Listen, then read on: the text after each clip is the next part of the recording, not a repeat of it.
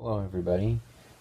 So I haven't done one of these videos in a while, since early March, and it's going to be nostalgic gaming, of course by the thumbnail or title or whatever. However you got here, that's how you got here, I guess. So just dive right in. MLB The Show. So last time we did Fallout, Dead Space, and LA Noire. And this time we're going to dive right into the sports part of it. And I do like this feature where they just show you all the control mechanics right here. I think that's a modern day thing, but trust me, as a kid, we've already reviewed games like that didn't have it. And just a metallic look, and just it's very 2013. But to be honest, it is a really fun way of, especially the franchise mode is just a really cool way. The mechanics for hitting are pretty solid. The graphics have gotten a lot better than the last time we reviewed one. I think that was 2007. But overall, it's a really solid game, and it's like all the other MLB games. So if you compare it to those, I'd say it's a 7 out of 10. It's not the most amazing, but it's still pretty entertaining. Need for Speed, like, this was the second game I had. Like, you could wreck shit up. I think this is also Game of the Year. No, just Greatest Hits. Yeah, but this is the one where you can avoid the cops and, like, build a crew, supposedly. Never really got that far. But you can, like, buy different kinds of things. It's pretty interesting in that regard. I think it's a pretty fun game. I think it's pretty fun gameplay. But it's just one of those games where you can only get so far into the game, Like, it's racing at its finest. I think it's a step above of something like Gran Turismo, and I think it's a step above, like, basically a lot of other games like that that are racing. I mean, other than maybe Stuntman, but I would say it is a solid choice. It is like a 8 out of 10. Yeah, I'd say so. It's got really great action, and that's what we're here for. Naruto Ninja Storm. Now, I think I've done a Naruto review before, basically for the DS, but this is definitely a different one. Holy crap, never actually opened this.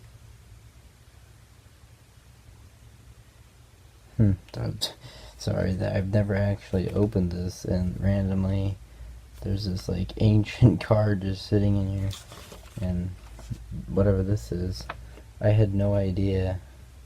Naruto and Goku costume. I have no idea who Goku is, but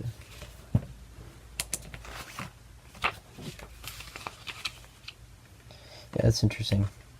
In fact, it's so, like, it's like practically new. I've never really used this game because getting past that first level is ridiculous, and for some reason it's such a weird, like, you're Minato and you're fighting Obito, and it's like, why?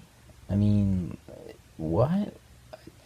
I don't know, but in terms of, like, pure just fighting, it's pretty awesome. Like, when you actually get to that point, like, that's purely what it is. It's just fighting. But if you're looking for a fighting game, this is pretty top notch. It is dated for 2013, but it does have a T rating. That means that at least there'll be some decent violence, some decent fun. So I would yet again do about 7.5.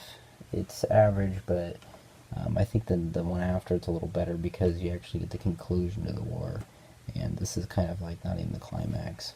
And so the last one we'll do, Uncharted, Drake's Fortune, busted case. Thanks GameStop for giving me the most busted ass case. But this was, I think, the first Uncharted I got.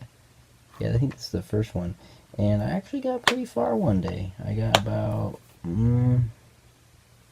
quarter of the way in, and it is pretty fun.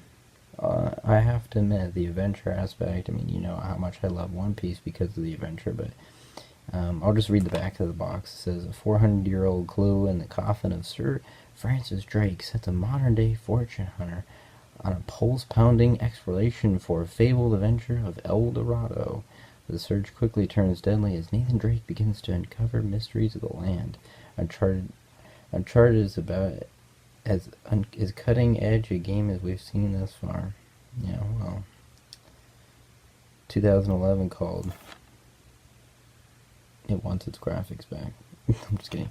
It's kind of weird though, because this is 2011 and this is 2007, so...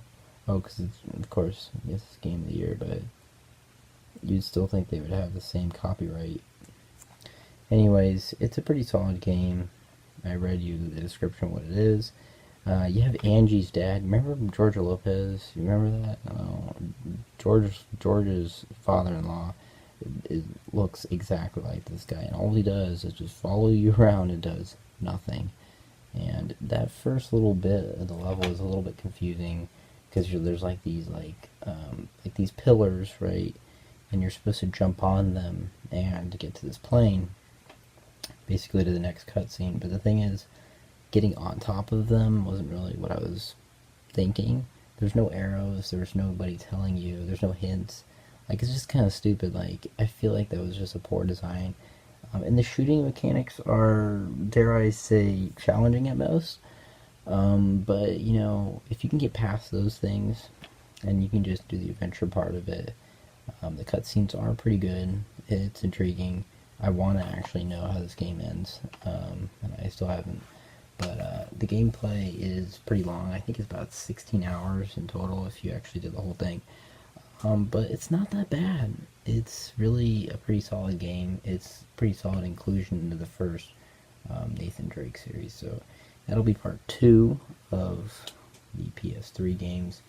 We'll be doing a part 3 and probably maybe a 4, fourth part, and then we'll do console consolation. I don't know, like, I'll come up with a better name than that, but we'll do like a console, like the PS1, 2, and 3, and yeah, maybe comparing them or something. That could be something that we could do that's different. Yeah, so, till next time. Adios.